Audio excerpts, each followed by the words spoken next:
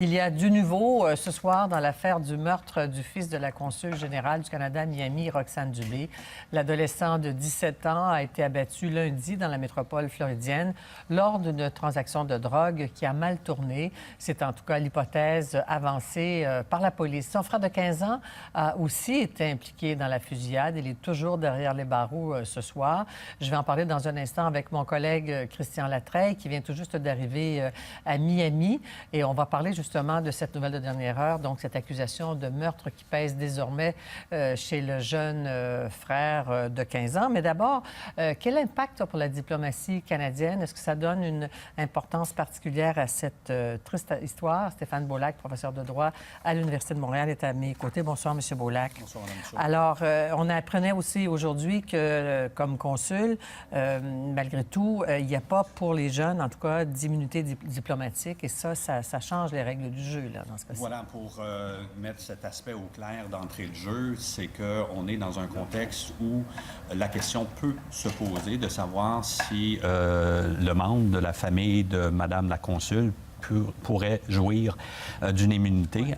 Et dans ce cas-ci, c'est clair que non. Pourquoi? Parce que les immunités sont beaucoup plus limitées dans le cas des consuls par opposition ou si on les compare avec l'immunité diplomatique. Ça ne s'étend pas aux membres de la famille et même dans un contexte d'immunité diplomatique, dans le cas qui nous concerne ici, où il y a un felony, comme on dit aux États-Unis, vraisemblablement non, des crimes graves, vraisemblablement le meurtre au premier degré, hein, il devra y faire face, elle ne s'appliquerait pas non plus, même dans ces circonstances. Donc, elle ne l'a pas, encore moins son fils, parce que les privilèges, la reconnaissance, c'est complètement différent. Donc, le jeune homme ne bénéficie donc d'aucune immunité. Il va être accusé là-bas. Il ne peut pas être rapatrié ici pour être... Non. Traduit dans les tribunaux ici, là. Voilà.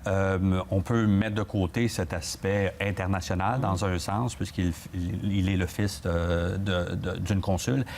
Il va devoir faire face à la musique. Il va devoir se défendre en cours, vraisemblablement être accusé de meurtre au premier degré. S'il est déclaré coupable, il va être vraisemblablement, encore une fois, condamné à une peine d'emprisonnement. Et c'est peut-être, à cet égard, après sa sentence, qu'il y aura possibilité, c'est très hypothétique, là, on est très loin d'être rendu là, mais il pourrait faire une demande de transfèrement, selon la terminologie du domaine, auquel cas il pourrait, c'est à la discrétion du gouvernement fédéral, là, se voir transféré au Canada pour qu'il puisse purger sa peine au pays. Un jeune de 15 ans, on ne sait toujours pas si les procureurs là-bas ont l'intention de l'accuser selon les lois adultes ou d'adolescents là-bas non plus.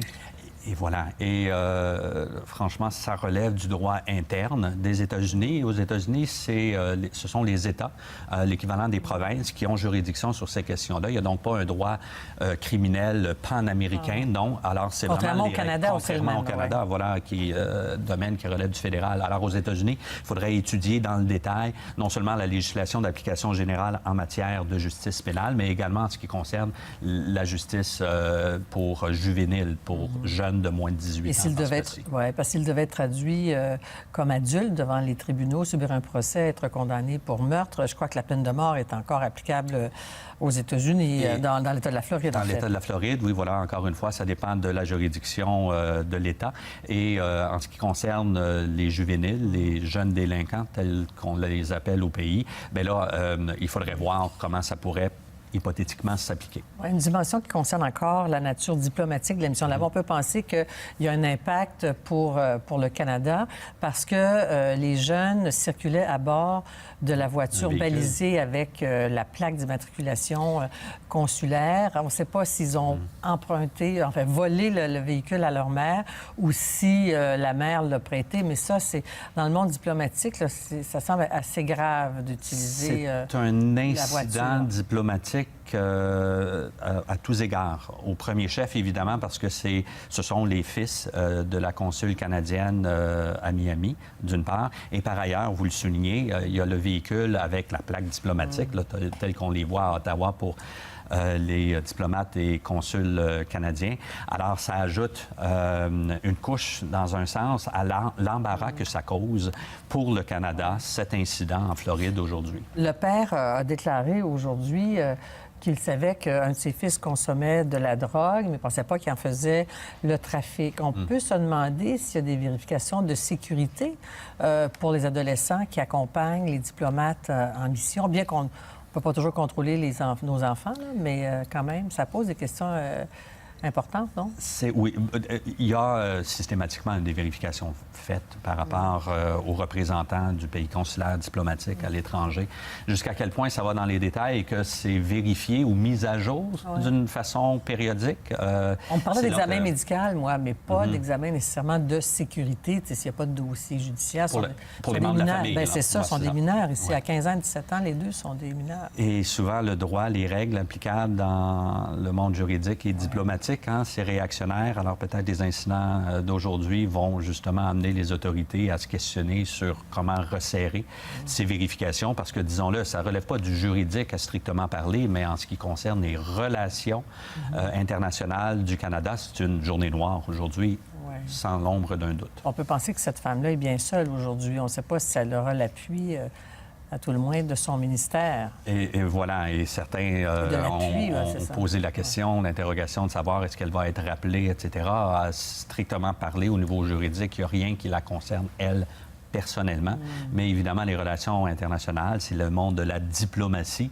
C'est pas le juridique tant que le politique qui entre en jeu à cet égard. Et il y a fort à parier, je dirais, que dans un avenir approché, ça va être un dossier délicat qui signifiera un retour au pays pour madame. Oui, parce qu'elle avait la garde de ses enfants, donc même si on l'amène à revenir au pays, j'imagine qu'elle va vouloir rester là-bas pour suivre ce qui arrive à son fils de 15 ans. Et c'est là peut-être, j'y faisais référence tantôt, où l'hypothèse d'un retour au pays, d'un transfèrement dans le cas d'un emprisonnement, là, on penserait, ça pourrait permettre à madame là, de revenir aussi sans avoir le devoir de rester en pays étranger. Merci Stéphane Boulac. Vous pouvez rester